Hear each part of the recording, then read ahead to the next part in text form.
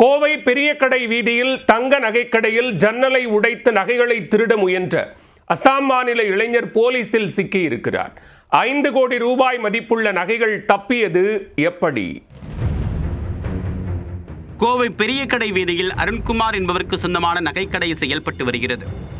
இந்த நகைக்கடையில் கடந்த ஞாயிற்றுக்கிழமை அன்று ஜன்னலை உடைத்து உள்ளே நுழைந்து கொள்ளை முயற்சி நடைபெற்றது.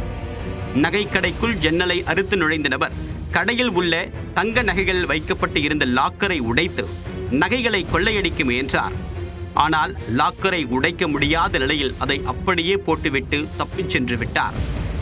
மறுநாள் இந்த கொள்ளை சம்பவம் குறித்து தெரிய வந்த நிலையில் பெரியகடை வீதி போலீசார் விசாரணை மேற்கொண்டு வந்தனர்.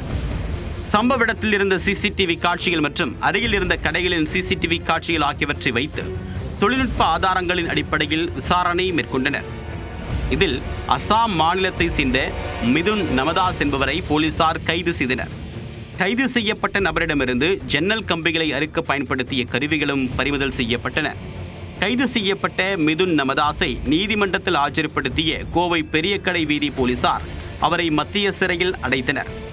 5 கோடி ரூபாய் மதிப்புள்ள தங்க நகைகள் கொள்ளை போகாமல் தடுக்கப்பட்டு இருந்த நிலையில் அந்த நகைகளை கொள்ளையடிக்க முயன்ற வடமாநில இளைஞர் போலீசார் பிடியில் சிக்கியிருப்பது குறிப்பிடத்தக்கது.